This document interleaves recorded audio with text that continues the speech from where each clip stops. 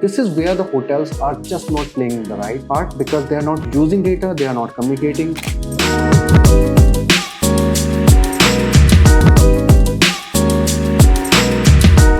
Hi everyone. In today's episode, we will dive deep into data growth, specifically focused on hospitality as a sector. Today, I'm joined by Imran Ahmed. Imran has spent more than 2 decades in hospitality sector, and he was majorly focused on marketing, retention, and loyalty. Hi, Imran. Welcome to EasyInsights. Hi, Poonam. Thank you for having me. So Imran, in today's episode, we will talk about and focus on hospitality as a sector, primarily trying to create a playbook for marketers and business owners in hospitality as a sector, that how they can use data to solve for acquisition, retention, and long-term sustainable growth. And we'll start by talking about OTAs, which is like, the elephant in the room for most of the hoteliers. Love them or hate them, but definitely they can't ignore all the OTA platforms. So I would like to first start by knowing that why most of the hotels are so dependent on OTAs today, primarily for their entire revenue. So Poonam, like in my experience, even in my last job, so I spent 12 years over there. When I joined the company, it was merely 3% from OTAs. Right. Total online revenue was close to 6%. But when I left, it was close to 60%, right? 50-60%. So what happened was like OTAs picked up the right way of doing the business. They started doing things which earlier hotels were doing. Okay. All right, which were essentially personalization, communication, getting in touch with the customer on a regular basis, telling them, what is their special, how special they are to them. All right, but when OTA came into picture, it became a little easy, right? You plug and play your inventory rates, and this started distribution. So that distribution network is essential for the business. We need them. If somebody tells you that we can live without OTAs, it's a white lie, right? Correct. But where do we need them? Is the question. So we need to start just, we just need to realign in our thought process based on where do we need them, how much we need them, all right, and what are their strengths and where is our strength. Now that thin line is absolutely blur. All right. And why it's blur? Because OTAs are doing something which is fantastic. You just reach out to them once, they'll follow up. They'll stay in touch. They'll offer you something in return. They are going to curate offers for you. They are going to plug in other services, right? And they all are selling your products. Correct. Right. This is where we are lacking now. Because earlier till that time, it was just not tech. It was the human touch. Hotels were doing a fantastic job.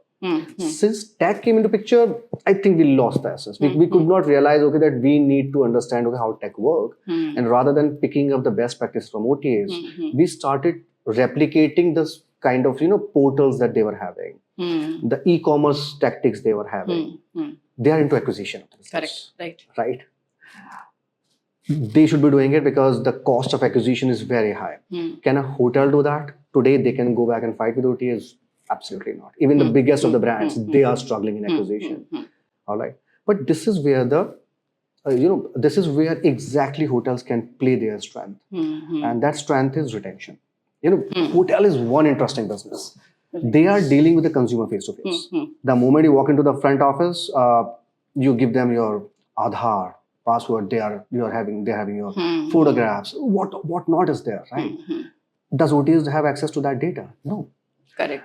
They have limited access to the limited data, but still they are utilizing that so beautifully, and they are bringing that customer back to your product only. Correct. They're selling the services which are sold by you, and they are creating a margin. They should be doing it. But now the customer is in your periphery. What experience are you creating? Correct. Maybe you have done the best of the service that you can do. The customer is loving your hotel. Now they'll come back. Correct. Using the same OTA. Now, let's come to the CAC part. With OTAs, you have defined the CAC at, let's say, 20%, 25%. Or like maybe large chains of will say we are paying only 15, 16%. But if you're such a large chain, you must be operating at like 2%, 3%, 5%, under 5%. The CAC is still 3 times, 4 times, right? And the issue is every time the consumer coming back to you, there is the CAC is percentage of that business. You should get the V1. When I say V1, the visit one of the customer, the acquisition of the customer should happen from OTAs because the customer is maybe searching somewhere where you are not present. But once the consumer is yours, they should come back to you. The CAC should come down. Right. This is where the hotels are just not playing the right part because they are not using data, they are not communicating. They are just sitting like you're talking about elephant, they are a dead elephant. Right. They're still 1.52 lakh, but just can't help it. And because you've worked for 12 years in Lemon Tree and then Ramada and a couple of other hotel chains as well, what is the difference between a business hotel, a lifestyle hotel, and probably a normal airport hotel in terms of repeat visit? What kind of deviations have you seen? So, look, the pattern of the consumers is absolutely different. All right. So, let's start with leisure. All right. So, I'm pretty sure you are also traveling, right? Yeah. So, would you, like, if you're going to the same destination because of any reason, okay, and you know a hotel, would you like to repeat in the same hotel? You would like to go and just, say, okay, then I would like to explore a new hotel every single time, especially when you're traveling with a family, you want the peace of mind. What is going to be preference? I think for business hotels, I would be like, be at a hotel which is completely tried and tested and, located at a certain area where, I have meetings and work to do, which majorly the case with all the tier 1 cities, right? That the repeat is really, really high. For all the leisure hotels, of course, I would like to give 2-3 visits to a particular hotel if I like the overall experience, food, staff, etc., and I would also like to refer, the same property to my loved ones, my family members, and all of that. So yeah, I think 2 times, 3 times of repeat in a leisure hotel, and for a business hotel, I think it'll be much more. True that. So absolutely, this is the pattern the customer thinks, right? And the hotel have this pattern. Right, embedded in their database, but they are not looking at that. So, it's a very interesting story. Recently, I was talking to a hotel company. They are more than 3 decades old in the system, well known. They have serious database, some beautiful properties, some more than 20 properties they have. And I was talking to the CEO and he was like, look, Imran, I really don't know whether the customer is going to repeat in my hotel.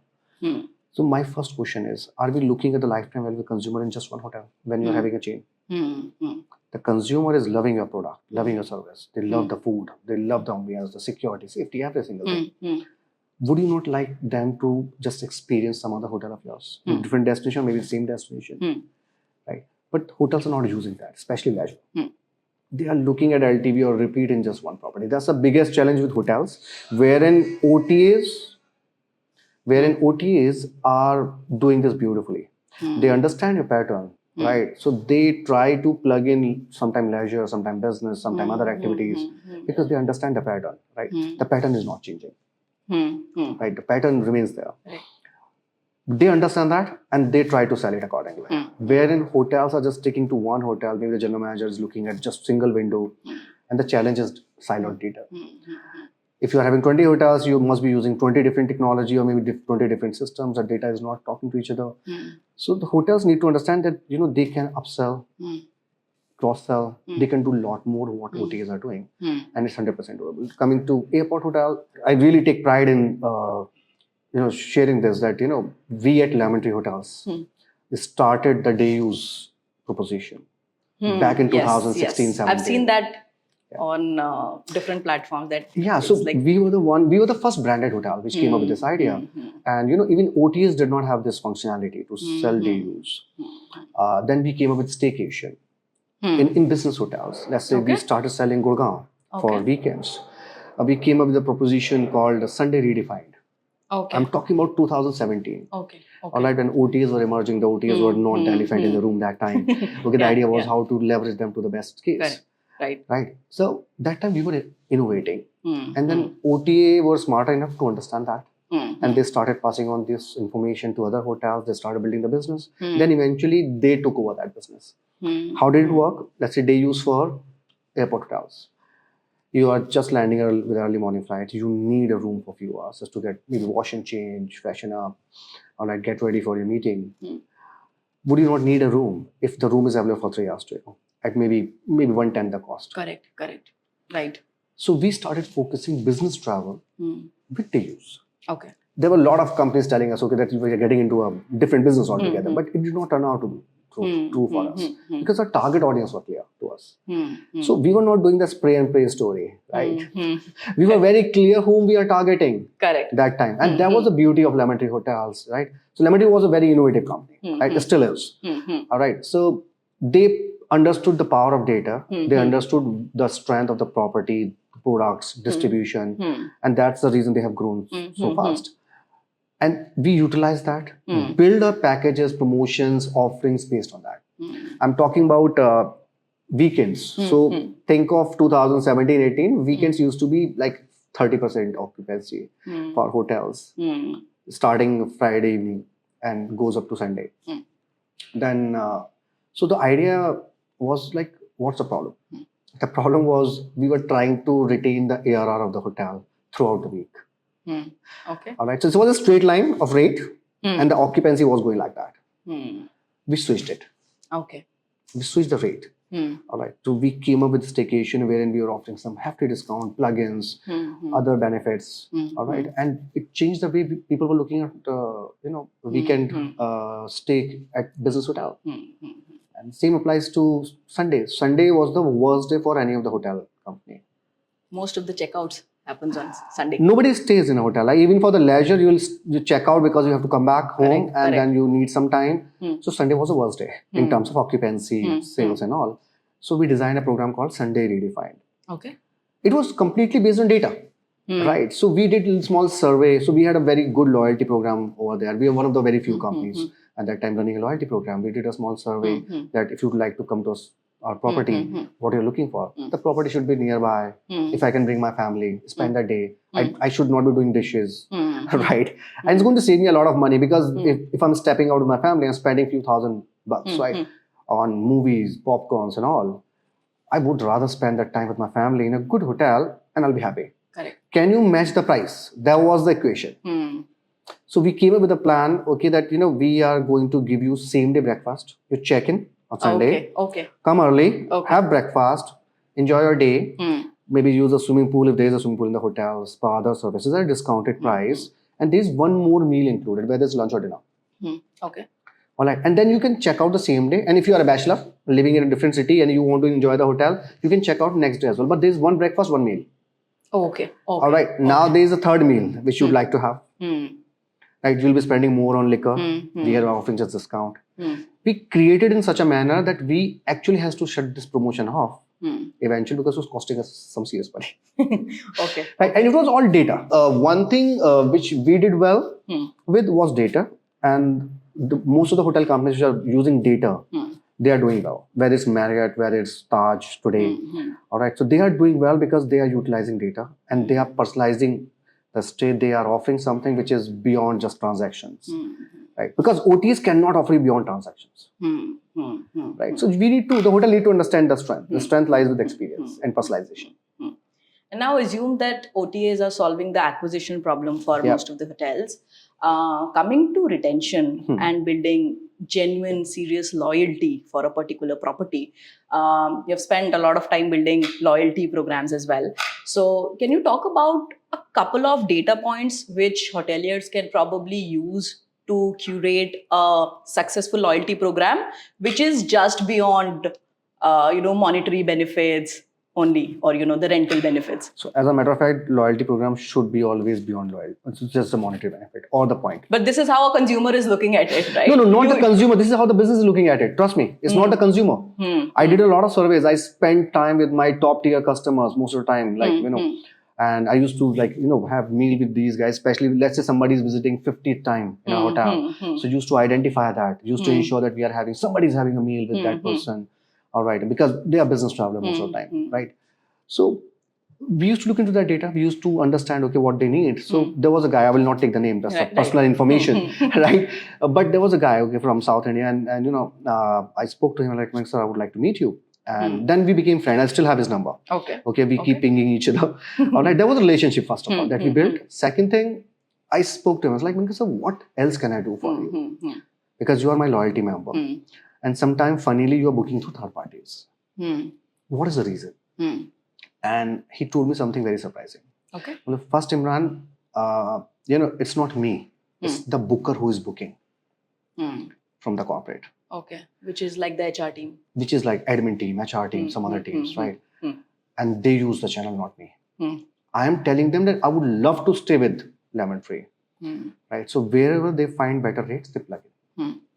Sometimes I push them to book it directly because obviously I'm getting benefited because of the loyalty program, but they don't listen to me because I can't tell them. Now coming back, why they are using OTAs? Because maybe their rates are not right over there.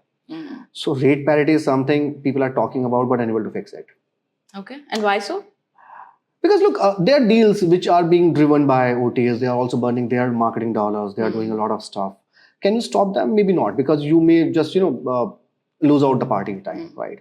Because if they are running something really big, let's say the big billion deal sale kind of thing, if you're not part of that, you are the one who's losing out.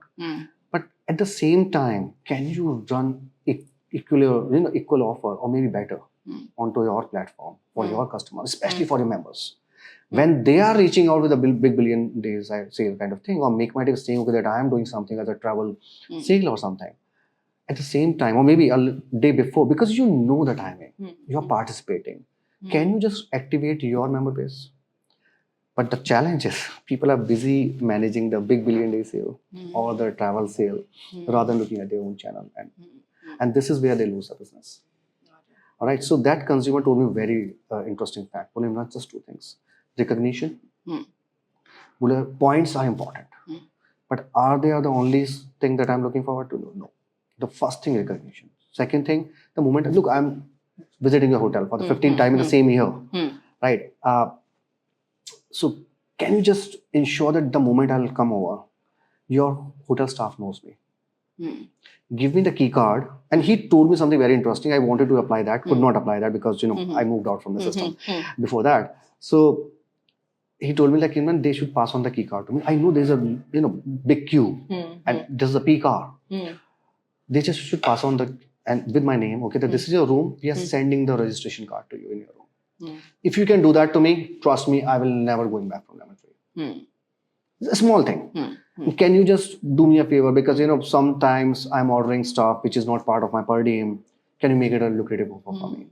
Can you just ensure, okay, that whatever, because like he is coming from his very specific community, and he was like, I don't eat specific food. You have my preference. Why every time I have to say this? Can you just not make it like, kind of personalized for me, okay, that every time I'm coming to your hotel, you know what I need. Can you get it delivered to my room? Right. So these are the experiences they were looking for apart from just the points or monetary benefits. It's like, Imran, I will not mind paying little extra. Right. You can charge me a premium if you're personalizing. I do understand personalization comes with the premium, but you need to offer that to me. So loyalty should always be beyond points. All right, now loyalty is a funny space. It's something that everybody is talking about. They all want it, but they're like, how to go about it. And additional question to it is that is loyalty limited to all the 5-star hotels only, or there is loyalty below 5-star, which like 4-star, 3-star hotels? Have you seen loyalty? I have a question. What is loyalty for you? Like, especially for hotels. Are you loyal to any of the hotel? A couple of them, yes. But yeah, they are them majorly like Taj and all of those. But why them? Because there is a sense of delightment that comes when you are, staying in a Taj hotel or maybe a similar sort of a hotel. One is food. I like their midnight menu, late night menu after 12 o'clock. That's one reason I like them. Other is that there is a kind of expectation which is matched every time. And, the way they take care of primarily the kids, because I have a little kid. So a lot of moments of delight are there when I stay in such hotels. So I think that's the major reason. Then, of course, because of an Indian consumer mindset, sometimes it is about ITC versus Taj. We also see where a couple of bucks can be saved. And then, of course, location, family preferences, there are a lot of other things. But I want to ask you now, because you're building Erevcom, which is primarily focused on the 20% people who are driving 80% revenue for any company. Why being data focused is so difficult for the businesses? Is the data not collected properly, or is it too fragmented, or is it that it doesn't come from the leadership and that's why it is not a priority for most of the businesses? So let me answer the last question first. Whatever leadership are, like, I know in person, okay, the leaders from hospitality space, even from different industries, because now, luckily, now I'm into a space where I'm dealing with multiple industries, not limited to hospitality. And I'm loving that space. Trust me, there's so much learning. Every day is a new day for me, right? Sure. So after 20 years spending in a single ecosystem, when I say single ecosystem, essentially hospitality and travel, now I'm understanding new businesses. So there's a lot of learnings. But, one interesting part is, all the leaders want to operate in the same fashion. They are having similar challenges, and the solution is also same. Irrespective of the business, irrespective of the size. Now coming back to the Taj story. I also have a lot of Taj stories to tell. All right. So I'm just sharing one anecdote here. Recently, okay, so I was traveling to Mumbai, and because my daughter saw some picture of, my wife and me, and in Taj Hotel, I have never visited this hotel, the Mahal, right? I'm like, okay, we'll go there. Well, on my birthday, we are going there. Okay. All right. All right. So there are 2-3 aspects to it. First, the affordability. You are talking about Taj ITC. That's the aspiration we have, right? And as you said, can we save a little more and just go experience Taj? The other brands down the line are also having a lot of aspiring consumers. Those who would like to upgrade themselves from guest house, from 2-star to 3-star, 3 to 4, 4 to 5, maybe entry level 5. All right. Even business hotel can be a good experience for them, for their families. Because, maybe they are, like I myself coming from a small town, I can tell you this. All right. A lot of people have not visited, right? Even the hotel, which is a 4-star. And even just looking at a swimming pool and enjoying all those services really matters to them. So segmenting just loyalty only to the top tier is absolutely wrong. Right? We just need to understand there's a separate customer base, database. There's a separate product that we can cater, and we can cater to a separate audience. The issue is Taj, ITC, Oberoi, and all the top leaders can afford, even Lemon Tree. Lemon Tree is a large company. They can afford a loyalty program because it comes with a cost. It comes with an investment. When I say cost, investment. It has a ROI, but it's a long-term game. And this is where I believe that, like the mid-sized brands are not showing their interest because they're like, why should I invest? I have a question. Are you not investing in the property first? You are building the property first, then you're expecting some business, right? Correct. So don't expect the loyalty program to, give you return from the day one itself. And because OT become the easy play. You go sell, pay the commission once the customer is materialized. Right? Here you have to invest, build a business, then eventually looking for the lifetime value. Right? So loyalty should not be limited to this part. Yes, the question of data fragmentation, all that you mentioned is true. Right? The data is fragmented. It's not being collected. I've seen cases wherein the data with a mobile number, 10 times zeros. Somebody came from North Pole to a hotel. Right? Somebody just clicked on North Pole as an address. The person was somewhere from east of India. So the data is not being collected. But now you think of any other brand. They are ensuring that they are doing the KYC at the time of interaction with the consumer. And this is where they're building a database. So we are talking about Taj. I went to Taj. So last time I went was for my anniversary. So they were like, so last time you were here for anniversary, but the dates are not matching. So something special? Because they know I'm coming from Delhi. And they checked with me during time of check-in. And like, okay, I'm here for my daughter's birthday. They're like, oh, brilliant. So we would like you to wait for half an hour. Just go there, have a cup of coffee, all right? And they were any which ways upgraded me, but they moved to my corner suite with a bathtub because they asked for the preference of my daughter. And they made that stay so amazing that we did not step out from the hotel. We stayed there in the vicinity of the hotel. Right? We did not go anywhere else for 2 days. Right. So that's a story. But but they understood. First of all, they realized that I came here last time for my anniversary. So Imran, now we will talk a little bit about performance marketing for hotel as an industry. So first of all, I would like to know that what can be a good CAC to revenue ratio for performance marketers to scale their campaigns in hospitality? What is the hygiene benchmark? So look, in my view, and look, it can be different for different companies, right? Because the margins are different for different hotel companies, depending on the rate they are selling, right? So if you're talking about the mid-scale, upscale hotel company, it should not exceed, right, 1:3. Okay. All right. And I'm talking about pure ROAS, right? Because there are additional costs of doing business as well. But if you are playing somewhere where there's high margin, okay, then it can go a little up. But personally, when I was running marketing campaigns, I used to ensure that my ROAS is like 1:20. All right, it's not exceeding that particular benchmark. And I was marketing essentially to the database I had. I was not trying to do the spray and pray most of the cases, unless until there was something specific where I'm trying to educate the marketer that we are also offering this. Let's say we are coming up with a new property. Then reaching out to a larger audience makes sense.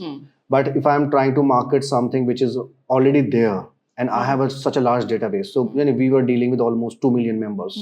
So activating that member base was easier for me at a much lower cost than just go and acquire. So the benchmark was obviously a little different for me, but the hygiene is like if you are operating between that 1:20 ratio, then it makes sense for hospitality space. Okay. And the media split, does it look like top funnel is filled by Meta, and then high intent leads are captured through Google, or is it any different? It's true. It's absolutely true there. Right. So you generate your traffic. The top of the funnel is being generated through Meta. Right, because and that's a little cheaper version as well, right? Because spending too much money on Google can actually cost you a lot. And then once the intent is high and the consumer is making a search anywhere, yes, then you plug in money into Google. And then the one piece which you not miss out is the brand search. Okay. If you look at a lot of hotel companies today, or not just hotels, right? Other brands as well. They are not spending enough money on their brands. Because this is a regular debate amongst marketeers that should they spend on brand keywords or should they shouldn't. So what's the right approach? Of course, there's no right and wrong. It varies from brand to brand how strong a brand you are. But what's your opinion on this? So look, there's a lot of data around, right? So I really don't know why people are assuming or taking decisions based on their whims and fancies. Right? There's data. They should talk data, right? If somebody is looking for a brand for the first time, please feature your ad. Understand, okay? Somebody's making regular searches, and now your SEO results are featuring on top. Maybe you can define the frequency. You can define, okay, like to a consumer how many times you are going to do this, or maybe after a certain period. So there's so much of you can do with performance marketing, which is not doable with organic, right? Right. And this is where performance marketing comes into picture. But the challenge is the brand side does not understand, or most of the time the agency selling these services, they are overselling and they make them spend too much money, and they just talk about that we got the likes, we got this, we got impression. It does not translate into anything. But if they look into data, first the brand and then the agency, and they marry it together, I think they can drive brilliant ROIs. Right? So the best, I still remember, okay, I never exceeded 5% in totality in terms of cost of doing business from my direct channels in last 2.5 years journey.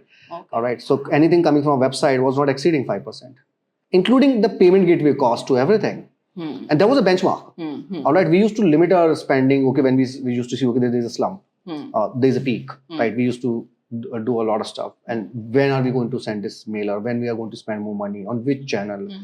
So there's a lot of data, but it's in silos. So luckily, I was in a very comfortable space in Lemon Tree Hotels. So I had a lot of data, access to a lot of data, and we could just comprehend that and take proactive actions. The challenge is people are taking reactive actions by the time they have already missed the bus. And so, what kind of creatives work for performance marketing? Visual creatives, is it more brand focused, or USPs like food or swimming pool, etc., or it is like property based creative that works? What, in your experience, what worked the best? So look, again, just divide this into two parts: business or leisure. Right. For business, obviously the transactional things were there, okay. And if you are talking about the location, if you're talking about what all services you are offering for business travel, that makes more sense. But if you are talking about a family vacation, then the family need to be there. You are talking about experiences. It just cannot be a picture of swimming pool, right? So it depends what set of customer you are trying to reach out to and what kind of business you are into. If you are into pure play leisure, okay, then obviously your marketing assets need to be around that only. Got it. For day use, again coming back to day use, okay. To how did we do it differently? We actually showcased a business person wearing his formal shoes and a suit, lying on. We did not showcase the face, of course. Okay. All right. So there was a man lying on the bed, okay, in a business attire, and he was obviously kind of getting relaxed. There was a business suitcase, jacket was on top of that. So this is how we placed ourselves. So it played the most vital role in setting up a day use business. Right. If we would have just said it day use, it would have gone into a different category altogether. Right. Because we were not competing with, I will not take the name, it can be controversial, but some recent guest house companies which were launched during that time. So we were not competing with them. Right. So, but we wanted to distinguish selling the same thing. Correct. And this can only be done by using the right medium, the right marketing material and the asset. This is what I believe. So it plays a super important part in your performance marketing. If you are just going with performance marketing, not using the right assets, I believe that you will end up losing your money and customer too sometimes. True. And how important is WhatsApp as a channel for today? To scale marketing for retention as well. So acquisition and retention, how important is WhatsApp today? I think super important. Okay. WhatsApp is super important. Okay. As a matter of fact, if you are engaging, so towards the end of my journey with Lemon Tree Hotels, we were testing few modules, and we started using WhatsApp. Okay. And we were doing it essentially in a very personalized manner. Okay. So we created cohorts, we segmented data based on the usage, based on the, let's say the corporate user staying in this hotel category during this period. Let's offer them 1+1 on drinks. Okay. All right. Or maybe plug in something else, maybe just a half an hour spa session. And if somebody is staying in the hotel with the family, this and that, right? And we are trying to plug in the leisure campaign. So we did a top level personalization on WhatsApp, and it actually drove some great results for us. And in WhatsApp, the beauty is you can start the conversation. Correct. Right? Which you can't do on Google ads, which you can't do on WhatsApp ads, Instagram ads, right? Sorry, no, not on Instagram ads and YouTube ads. WhatsApp ads are the only place where you can start the conversation. And this is what they're looking for. And now, with the capabilities of WhatsApp, you can actually make them do the transaction there itself. Correct. Right? Correct. You can just plug in your booking engine. So there are a lot of APIs available, and all these booking engine now, the new age booking engines in the market, they help you do that. You can open your entire booking engine to website, to your services onto website, WhatsApp, and sell it. So I think WhatsApp should become the primary channel for brands. Right? Look, OTAs are doing this conversation on WhatsApp. Yesterday I was just looking for a flight for Kolkata for December. Since then they are banned my life. Are you not booking? I'll book. Give me some time. So, but brands are not doing it, and they are starting a conversation. And you are the brand. Just keep looking and keep asking those questions. Right? Okay, Poonam, are you traveling with your family? How is your kid? What are the preferences? These are the conversation which can be done, and it can be automated in today's world thanks to AI. Right? You really don't have to create a call center of 10 people doing this job. You can automate this entire journey. So in my view, WhatsApp is the key right now to success, especially for brands or for hospitality space. And this is, I'm trying to create some kind of ecosystem for mid-scale hotels as well. I'm not talking just hotels. I'm dealing with all kind of businesses. But the idea is, can we make all this affordable? Right? Because this is what I've learned during my tenure with Lemon Tree, and after that, when I was doing my survey, okay, what all I need to build. I knew the core product, but I just wanted to understand, okay, that what all I also need to attach to that. Right. So affordability becomes a big question. So can somebody offer a unified system? Because when you are talking about building a loyalty program, marketing automation, insights. You are dealing with 5-6 agencies or companies. Correct me if I'm wrong. No, absolutely. There are Right. multiple. Yeah, and that was the biggest challenge I was facing in my tenure. I was dealing with so many companies and so many data sets, so many tools, and just could not marry them together. And that was the first thing I wanted to solve for. So I wanted to build a unified system. And then eventually realized that we should be building it for, let's say, the 90% of the Janta. They should also have access to this kind of technology. Right. So this is how I got into this. And WhatsApp is becoming the key to that, trust me.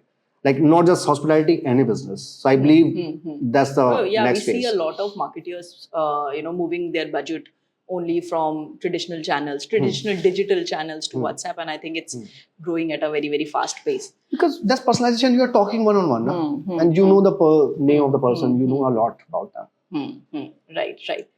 So Imran, the last question from me is that, say if today Erevcom is building a loyalty program for a mid-segment hotel, first of all, what are the 5-7 data points that you would ask your client to collect at the check-in time?